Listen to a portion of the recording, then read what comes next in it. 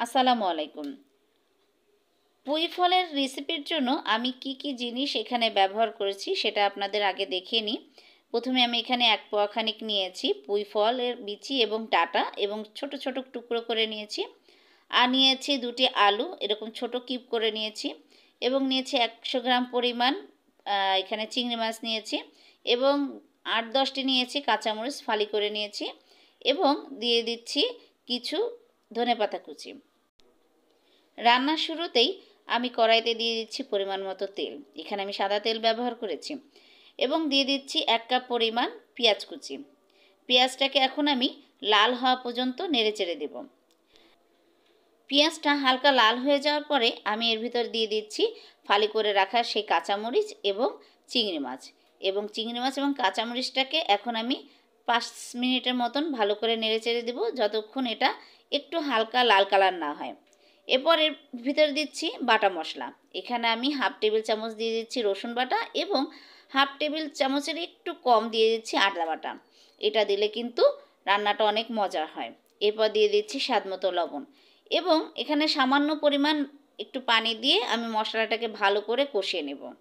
পুঁই ফল একটু মশলা দিয়ে রান্না করলে কিন্তু মজাদারই হয়। এরপর দিয়ে দিচ্ছি গুঁড়া মশলা। এখানে আমি দিয়ে দিচ্ছি 1/2 টেবিল চামচ পরিমাণ হলুদ গুঁড়া এবং 1 টেবিল চামচ ধনিয়ার গুঁড়া।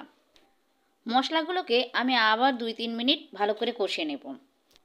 মশলাটা ভালো করে কষানো হয়ে গেলে তার ভিতরে দিয়ে দেব সেই কেটে রাখা কিউব করে রাখা আলু এবং পুঁই ফল। এখন ভালো করে এটাকে কষিয়ে নেব। আপনার কষানোর উপরেই কিন্তু পুঁই ফলের স্বাদটা বেড়ে যাবে। আপনি একটু ভালো করে না কষালে কিন্তু এটা ভালো লাগবে না। আর যেহেতু এটা ডাঁটা জাতীয়, এটা একটু ভালো করে কষিয়ে নিতে হবে এবং ভালো করে কিন্তু সেদ্ধ করে নিতে হবে। এখন আমি দিয়ে দিচ্ছি ঢাকনা। আমি প্রায় 10 মিনিটের জন্য এটাকে ঢেকে দেব। 10 মিনিট পরে আমি এটাকে আরও একটু নেড়েচেড়ে দিব। দেখুন পানিটা কিন্তু শুকিয়ে গেছে। এই যে একদম মাখো মাখো হয়ে গেছে। এটাকে আমি একটু নেড়েচেড়ে দিচ্ছি। এ পর্যায়ে পুঁই ফল এবং আলুটাকে সেদ্ধ করার জন্য এর ভিতরে দিয়ে দিচ্ছি 4 কাপের 1 কাপ পানি। পানিটা দেওয়ার ভিডিওটা আমি স্কিপ করে গিয়েছিলাম। তা আপনারা আমরা যে চা খাই সেই কাপের 1 কাপ পানি দিয়ে দিবেন। দেখুন আমি ঢেকে দিয়ে দিয়েছিলাম আরও 10 মিনিটের জন্য। এখন পানিটা কিন্তু এখনও রয়ে গেছে। এটাকে আরও একটু নেড়েচেড়ে আমি এটাকে আরও ঢেকে দিব। এখন কিন্তু পানিটা অনেকটা শুকিয়ে গেছে। 10 মিনিট পরে আমি আবার একটু ঢাকনাটা তুলে দেখাচ্ছি। পানিটা কিন্তু প্রায় শুকিয়ে গেছে। আমি আরও 5 মিনিট এটাকে নেড়েচেড়ে রান্না করব।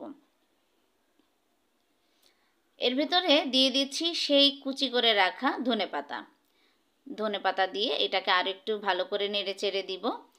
নেড়েচেড়ে দেওয়ার পরে যতক্ষণ না এই পানিটা আরও একটু টেনে যায়, একটু লেগে লেগে আসে, এটা কিন্তু খুব মজা লাগে। আপনি যদি পানি রাখেন তাহলে কিন্তু ভালো লাগবে না পুঁই ফলের তরকারিটা।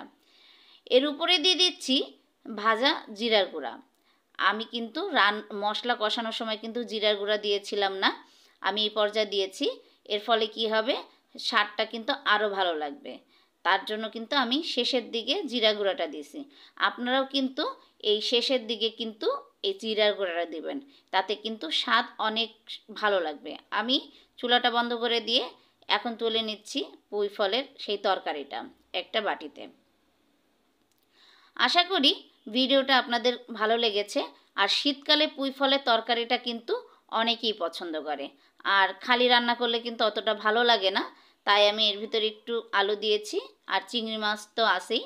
আর আপনারা যদি এইভাবে রান্না করেন কিন্তু মনে হবে যে খুবই সুস্বাদু একটা তরকারি এবং সকলেই কিন্তু খুব পছন্দ করবে।